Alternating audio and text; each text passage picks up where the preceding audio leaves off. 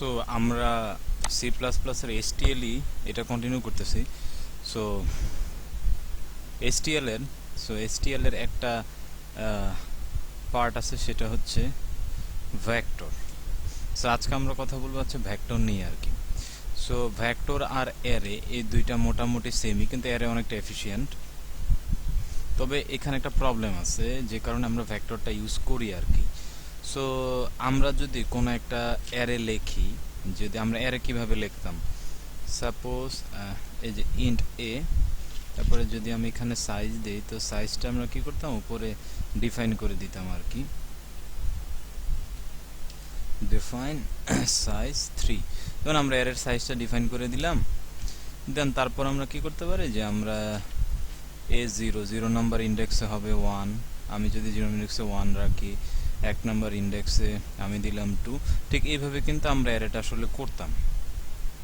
ওকে, so এখানে একটা সমস্যা হচ্ছে যে এই যে সাইজ, এই সাইজটা কিন্তু আমাদের কিন্তু আগে থেকে ডিফাইন করে দিতে হয়, যে সাইজ কত হবে পুরো অ্যারেটার আর কি।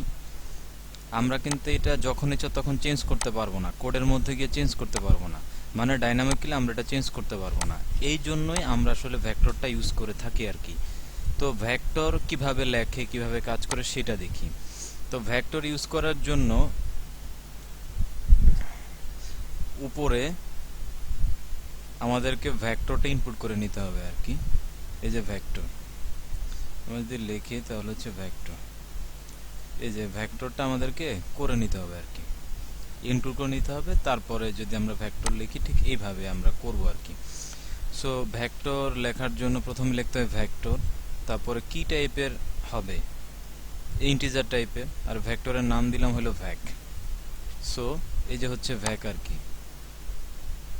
তো ভেক্টর, এটা হলো ভেক্টর। আর এই যে ইন্ট হলো কি টাইপের, ইন্টিজার টাইপের আমরা ডেটা নিব আর কি। আর ভ্যাক হলো ভেক্টরটার নাম। তো এখন তো ভেক্টরের মধ্যে তো আমাকে ডেটা দিতে হবে। তো ভেক্টরের মধ্যে ডেটা আমি কিভাবে দেবো, ঠিক এইভাবে দিব, ভ্যাক ডট পুশ ব্যাক। সাপোজ আমি প্রথমে 1 দিলাম। সো পুশ ব্যাকটা অনেকটা ইনপুটের মতো কাজ করে আর কি, যে আমি ভেক্টরটার মধ্যে আমি ভ্যালু দিব আর কি। তো পুশ ব্যাক হলো ভ্যালু দেওয়ার জন্য ইউজ করা হয় আর কি। আমি একটা দিলাম 1, আমি আরেকটা দিই পুশ ব্যাক, আমি দিলাম হলো 2। এই যে আমি 2 দিলাম, তারপরে আমি আবার দিই, আরেকটা দিই, ঠিক আছে, আমি আরেকটা দিই হলো পুশ ব্যাক, আমি দিলাম হলো 3। সো এই যে 3টা ডেটা আমি দিলাম। সো এখন আমি এগুলো প্রিন্ট করব কিভাবে। তো আমি কিন্তু এখানে কিন্তু সি বা সি প্লাসের যে কোনো একটা দিয়ে প্রিন্ট করতে পারি, নর্মাল যে প্রিন্ট। সো আমরা জানি যে আমরা সি প্লাস প্লাসে কিন্তু আমরা সি ইউজ করতে পারি আর কি। আমরা শুধু হেডার ফাইলটা দিলে হয়, ইনক্লুড stdio.h দিলে হয়। এখন আমরা যদি প্রিন্ট করতে যাই তাহলে লিখবো printf। সো আমার যেহেতু ইন্টিজার টাইপের, তাহলে %d আর হলো ভ্যাক। সাপোজ আমি 0 নাম্বার ইন্ডেক্সে প্রিন্ট করব, 0 নাম্বার ইন্ডেক্সে কি আছে সেটা আমি প্রিন্ট করব। তো লিখলাম। সো এখন যদি আমি এটা যদি রান করাই তাহলে কি আসবে, এই যে 1 আসছে। তো আমি কি করছিলাম, আমি কিন্তু এখানে এই যে 0 নাম্বার ইন্ডেক্সে কিন্তু 1 দিছি।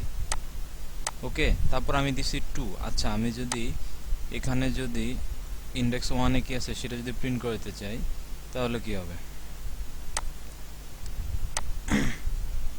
যদি রান করাই তাহলে এই যে আমার 2 আসতেছে, এই যে 2 আসতেছে। তার মানে আমরা এইভাবে ভেক্টর নিতে পারি এবং এইভাবে ভেক্টর প্রিন্ট দিতে পারি। সো এই হলো ভেক্টরের বেসিক। আমরা নেক্সট এই ভেক্টরে আরও কিছু দেখবো আর কি, আরও অ্যাডভান্স কিছু দেখবো আর কি। সো এই ছিল vector. So thank you everyone, hopeful সবার জন্য এটা বেনিফিট হবে। Thank you.